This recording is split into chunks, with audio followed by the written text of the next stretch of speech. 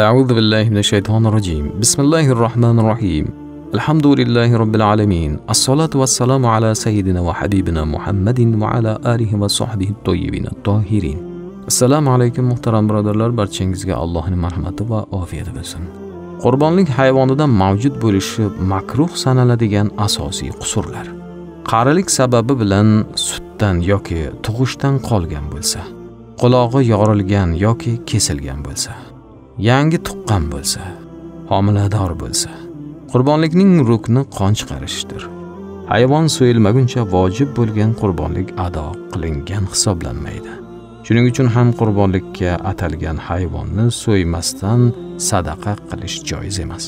Faqat qurbonlikka atalgan hayvon bayramning qurbon so'yish kunlarida, bayramning 1, 2 va 3 kunlari biror sabab bilan so'yilmay qolsa, tirik holida sadaqa qilinadi. Chunki endi qon chiqarish ishi sadaqa ishiga aylanadi. Bu hayvon go'shtidan egasi yeyishi mumkin bo'lmay qoladi.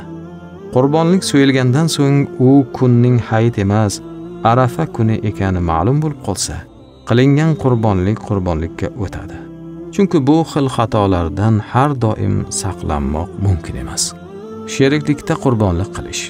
Jobir radhiyallohu anhu dan rivoyat qilishiga ko'ra shunday deganlar: Hudaybiyada Rasululloh sollallohu alayhi va sallam bilan birgalikda bir tuyani ham, bir sigirni ham 7 kishi uchun so'yib qurbonlik qildik.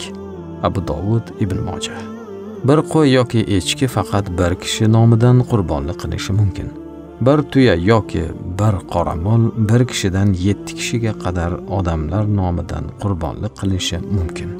7 kishidan oshmaslik sharti bilan sheriklikning toq yoki juft bo'lishining aslo farqi yo'q. Vazifasi ko'pligidan yoki boshqa yurtda bo'lishining sababidan qurbonlikni boshqa bir vakil orqali so'ydirish hukmi.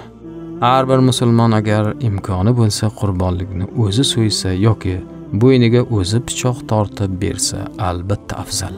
Buning ilojisi bo'lmasa, shariatimiz vakil qilishga ruxsat bergan. Qurbonligini boshqa bir odamga so'ydirayotgan shaxs qalbdan niyat qilib, Alloh roziligi uchun qilayotgan qurbonligimni so'yishga seni vakil qildim desa yetarlidir. Agar qurbonlikni sotib olish va so'ydirish ishlarini vakilga topshirmoqchi bo'lsa, qurbonligimni olish, oldirish, so'ydirish ishlariga seni umumiy vakil qildim deydi. Yoki qisqa qilib qurbonlik ishimni hal qilishga seni umumiy vakil qildim deyilishi kerak bo'ladi. Vakillikni qabul qilgan shaxs qabul qilganini bildirib qo'yishi kifoyadir.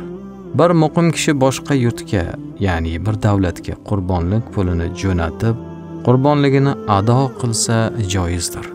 Masalan, asli O'zbekistonlik bo'lgan, lekin hozirda Rossiyada muqim yashayotgan kishi O'zbekistondagi vakiliga pul jo'natib qurbonlikni yurtida so'ydirsa bo'ladi. Bir kishi bir necha kishilar nomidan vakil bo'lib, bir qoramol yoki tuyani 7 kishi nomidan qurbonlik qilishi joiz. Vakolat beruvchi ba'zi sabablarga ko'ra o'z ismi o'rniga taxallusini bersa ham joizdir. Chunki Alloh qurbonlik kimning nomidan ekanini bilib turadi. Agar boy ayolning vakolatini olmasdan uning nomidan vojib bo'lgan qurbonligini so'ydirib, keyin buni ayolga aytsa va ayoli ham bunga rozi bo'lsa, qurbonlik sahihdir. Vakil kishi xizmati uchun haq olishi mumkin. Umumiy vakilligini olgan shaxslari nomidan qurbon so'yishi va so'ydirishi mumkin.